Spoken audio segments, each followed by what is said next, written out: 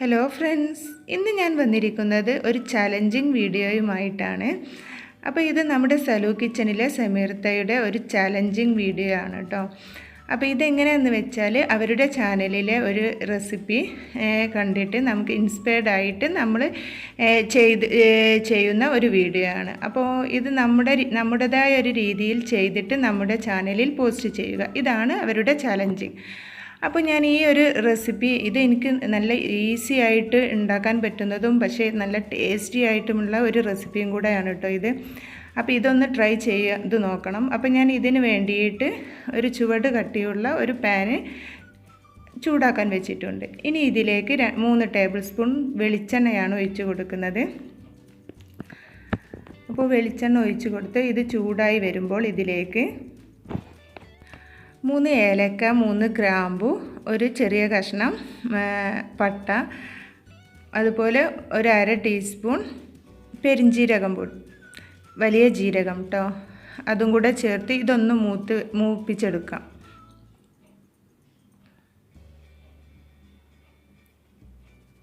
അപ്പോൾ ഇത് നന്നായിട്ട് മൂത്ത് വരുമ്പോൾ ഇതിലേക്ക് ഞാൻ 1 കിലോ ചിക്കനാണ് കേട്ടോ എടുത്തിട്ടുള്ളത്. അപ്പോൾ ചെറിയ പീസാക്കി കട്ട് ചെയ്ത ബോണുള്ള ചിക്കനാണ്. അപ്പോൾ ഈ ചിക്കന് ഇതിലേക്ക് ചേർത്ത് കൊടുക്കാം. അപ്പോൾ കഴുകി വാർത്ത് വെച്ചിട്ടുള്ള ഈ ചിക്കൻ ഇതിലേക്ക് ചേർത്തിട്ട് നന്നായിട്ടൊന്ന് മിക്സ് ചെയ്തെടുക്കാം. എന്നിട്ട് ഇത് അടച്ച് വെച്ച് ഒരു 5 മിനിറ്റ് വേവിച്ചെടുക്കണം. ഇനി ഇതിലേക്ക് ആവശ്യമായിട്ട് ഞാൻ ഈ ഒരു സൈസിലുള്ള 3 വലിയ ഉള്ളിയാണ് എടുത്തിട്ടുള്ളത്. ഇതൊന്ന് ചോപ്പ് ചെയ്തെടുത്തിട്ട് വരണം. അപ്പോൾ നമ്മുടെ ചിക്കൻ ഒരു 5 മിനിറ്റ് കഴിഞ്ഞിട്ടുണ്ട്. അപ്പോൾ ഇത് ഓപ്പൺ ചെയ്ത് നോക്കുമ്പോൾ ഇതാ ഈ ചിക്കനിൽ നിന്നൊക്കെ വെള്ളം ഇറങ്ങി വന്നിട്ട് ഇതുപോലെ ആയി കിട്ടിയിട്ടുണ്ട്. ഇനി ഇതിലേക്ക് 1 ടേബിൾ സ്പൂൺ ജിഞ്ചർ ഗാർലിക് പേസ്റ്റും കൂടെ ചേർത്ത് കൊടുക്കുന്നുണ്ട്. അതുപോലെ തന്നെ 2 പച്ചമുളക് നെടുകെ കീറിയതും കൂടെ ചേർത്ത് കൊടുക്കുന്നുണ്ട്. അപ്പം എരിവിനാവശ്യമായിട്ട് ഞാൻ ഇതിലേക്ക് 2 പച്ചമുളക് മാത്രമാണ് കേട്ടോ ചേർത്ത് കൊടുക്കുന്നത്. പിന്നെ നേരത്തെ ചോപ്പ് ചെയ്ത് വെച്ചിട്ടുള്ള ആ 3 സവാളയും കൂടെ ചേർത്തിട്ട് കൊടുത്തിട്ടുണ്ട്. അപ്പോൾ ഞാനിത് ചോപ്പറിൽ വെച്ചിട്ടാണ് ചോപ്പ് ചെയ്തത്. അപ്പോൾ ഇതുപോലെ തന്നെ നല്ല ചെറിയ പീസായിട്ട് തന്നെ കട്ട് ചെയ്തെടുക്കണം കേട്ടോ. എന്നിട്ട് ഇത് നന്നായിട്ടൊന്ന് മിക്സ് ചെയ്തെടുക്കാം. ഇനി ഇതിലേക്ക് കുറച്ച് മസാല പൗഡറും കൂടെ ചേർത്ത് കൊടുക്കാനുണ്ട്. അതും കൂടെ ചേർത്ത് കൊടുത്താൽ നമ്മുടെ ഈ ഒരു ഈസി ചിക്കൻ വരട്ടിയത് റെഡിയായി കിട്ടും. അപ്പോൾ ഇത്ര എളുപ്പത്തിൽ ഉണ്ടാക്കാൻ പറ്റുന്ന ഒരു റെസിപ്പിയാണ് കേട്ടോ നമ്മുടെ സലു കിച്ചണിലെ സമീർത്തയുടെ ഈ റെസിപ്പി. പക്ഷേ ഈ ഒരു റെസിപ്പി ഈസി ആയിട്ട് ഉണ്ടാക്കാൻ പറ്റുന്നതാണെങ്കിൽ കൂടെ തന്നെ നല്ല ടേസ്റ്റി ആയിട്ടുള്ള ഒരു റെസിപ്പിയും കൂടെയാണ് കേട്ടോ. ഞാൻ ഇതിലേക്ക് ഒരു 1/2 ടീസ്പൂൺ മഞ്ഞൾപ്പൊടിയും അതുപോലെ തന്നെ 1 ടീസ്പൂൺ മല്ലിപ്പൊടി,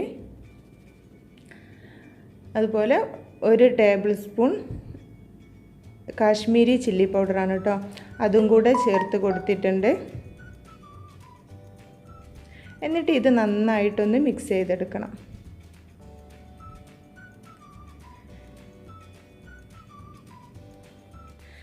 ഇനി ഇതിലേക്ക് കുറച്ച് മല്ലിയില മാത്രം ചേർത്ത് കൊടുക്കാനുള്ളൂ. അത് ഞാനിപ്പോൾ ചേർക്കുന്നില്ല. ഇത് നന്നായിട്ട് മിക്സ് ചെയ്തെടുത്തതിന് ശേഷം ഇത് നമുക്ക് അടച്ച് വെച്ച് ഒരു 20 മിനിറ്റോളം വേവിച്ചെടുക്കണം. അപ്പോൾ ഈ 20 മിനിറ്റ് ആകുമ്പോൾ തന്നെ നമ്മുടെ ചിക്കനൊക്കെ നന്നായിട്ട് വെന്തിട്ട് ഇതിലെ ചിക്കനിൽ നിന്നൊക്കെ വെള്ളം ഇറങ്ങി വന്ന് നന്നായിട്ട് വെന്ത് കുക്കായി റെഡിയായി കിട്ടും. അപ്പോൾ വരട്ടിയ ഒരു ചിക്കനായി തന്നെ കിട്ടും കേട്ടോ. പിന്നെ ഇതിലേക്ക് നമ്മൾ ഈ ചിക്കനിലേക്ക് നമ്മൾ വെള്ളം ഒട്ടും തന്നെ ചേർക്കുന്നില്ല. ഈ വെള്ളം ഒട്ടും ചേർക്കാതെ തന്നെയാണ് ഈ ചിക്കൻ കുക്ക് ചെയ്തെടുക്കുന്നത്. അങ്ങനെ ചെയ്യുമ്പോൾ മാത്രമാണ് നമ്മുടെ സലു കിച്ചണിലെ സമീർത്തയുടെ ആ ഒരു റെസിപ്പിയുടെ അതേ ഒരു രുചിയിൽ നമുക്ക് കിട്ടുള്ളൂ കേട്ടോ. അത് അത്രയ്ക്ക് നല്ല ടേസ്റ്റി ആയിട്ടുള്ള ഒരു ചിക്കൻ കറിയാണ്. അപ്പോൾ നമ്മൾ ഉപ്പ് ഇതുവരെ ഇട്ട് കൊടുത്തിട്ടില്ലായിരുന്നു. അപ്പോൾ ആവശ്യത്തിനുള്ള ഉപ്പും കൂടെ ചേർത്ത് കൊടുത്ത് നന്നായിട്ട് മിക്സ് ചെയ്തതിന് ശേഷം അടച്ച് വെച്ചിട്ടാണ് വേവിക്കുന്നത്. അപ്പോൾ ഈ ചിക്കൻ ലോ ടു മീഡിയം ഫ്ലെയിമിലിട്ടിട്ടാണ് കേട്ടോ നമ്മൾ ഇത് വേവിച്ചെടുക്കേണ്ടത്. അപ്പോൾ ഒരു 10 മിനിറ്റ് കഴിഞ്ഞതിന് ശേഷം ഞാൻ ഈ അടുപ്പൊന്ന് തുറന്ന് നോക്കിയിട്ടുണ്ട്.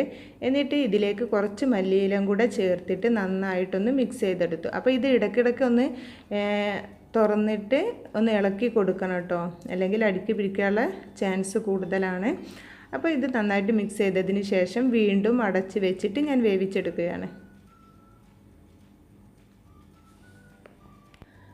അപ്പോൾ ഞാൻ 20 മിനിറ്റ് കഴിഞ്ഞതിന് ശേഷം വീണ്ടും ഇതിൻ്റെ ലിഡൊന്ന് ഓപ്പൺ ചെയ്ത് നോക്കിയിട്ട് ഉണ്ട്. അപ്പോൾ നമ്മുടെ ചിക്കനൊക്കെ നന്നായിട്ട് കുക്കായി റെഡിയായി കിട്ടിയിട്ടുണ്ട്.